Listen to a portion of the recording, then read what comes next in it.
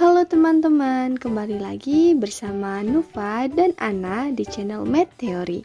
Hari ini kami akan membahas tentang sifat operasi hitung bilangan bulat. Seperti biasa, jangan lupa like, komen, dan subscribe biar gak ketinggalan materi berikutnya. Sifat operasi bilangan bulat yang pertama ada sifat komutatif. Sifat komutatif adalah sifat pada operasi hitung yang menyatakan bahwa urutan bilangan tidak mempengaruhi hasil. Artinya, kalau posisi bilangannya ditukar, hasilnya tetap sama. Sifat komutatif ini hanya berlaku pada penjumlahan dan perkalian. Supaya lebih gampang diingat, sifat komutatif bisa kita tuliskan dalam rumus berikut.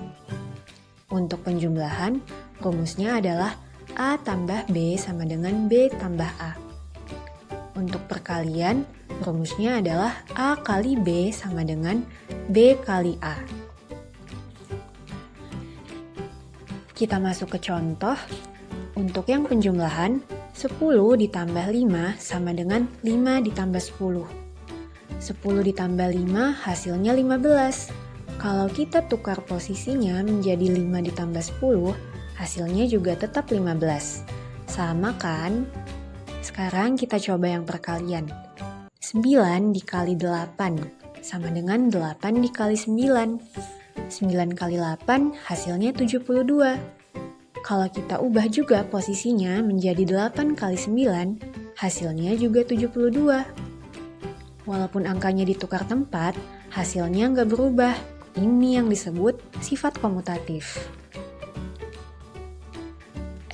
Tapi kenapa ya sifat komutatif ini nggak berlaku di pengurangan dan pembagian?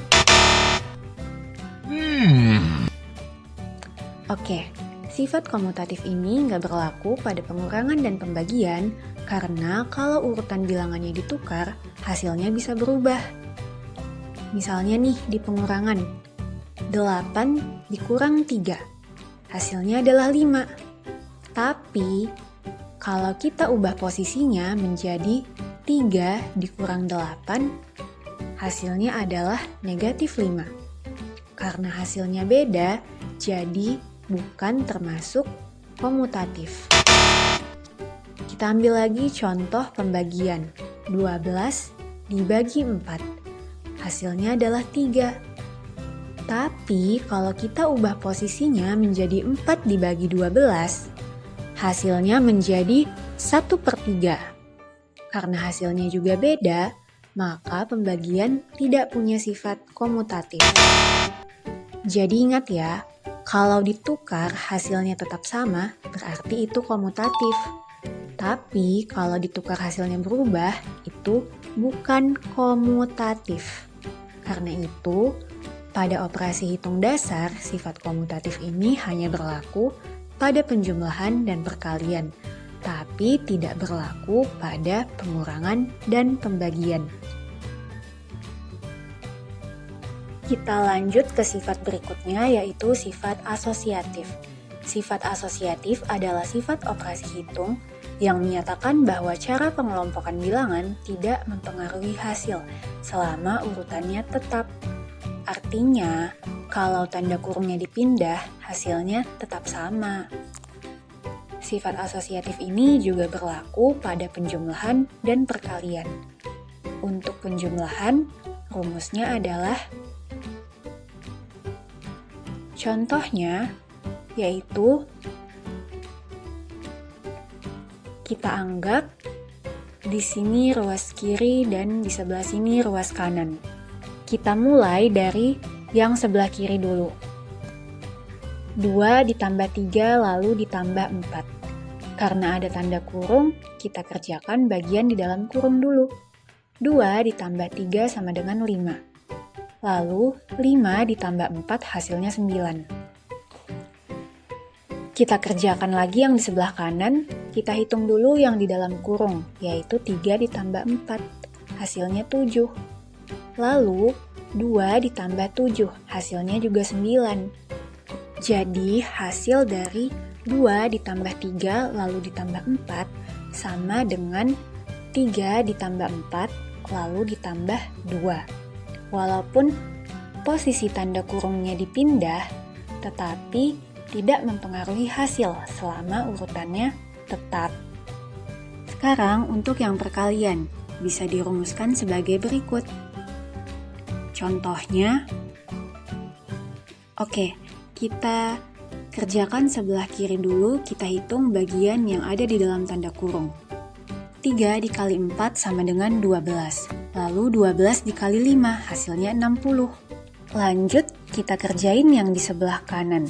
Hitung dalam tanda kurung dulu, yaitu 4 kali 5 sama dengan 20.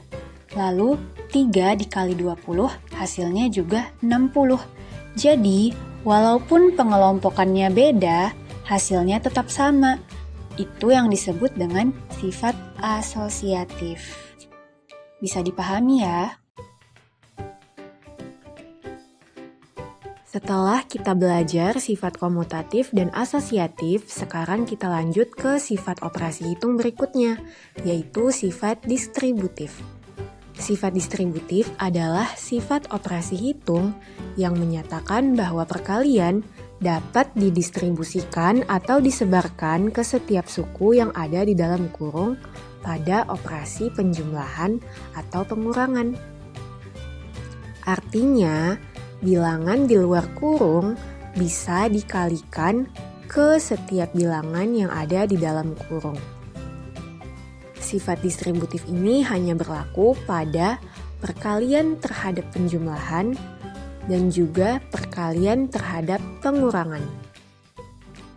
Untuk perkalian terhadap penjumlahan, rumusnya bisa ditulis sebagai berikut. Nah, teman-teman, sifat distributif tadi kan menyatakan bahwa angka di luar kurung dikalikan ke setiap angka yang ada di dalam kurung. Nah, jadi di sini A kita kalikan dengan B, sehingga didapatlah A kali B. Kemudian, karena di dalam kurung tandanya tambah, maka kita tetap menggunakan tanda tambah. Setelah itu, A ini juga kita kalikan dengan C, sehingga menjadi A kali C. Maka dapatlah bentuk seperti ini. A dikali B ditambah C, maka hasilnya akan sama jika kita sebarkan menjadi A kali B ditambah A kali C. Kita coba contoh penjumlahan. 3 dikali dalam kurung 4 ditambah 2 sama dengan 3 kali 4 tambah 3 kali 2. Nah, ini bisa kita kerjakan pakai dua cara. Yang pertama, kita kerjakan dulu bagian yang sebelah kiri. Kita kerjakan yang di dalam tanda kurung dulu. 4 tambah 2, hasilnya 6. Lalu 3 dikali 6, hasilnya 18.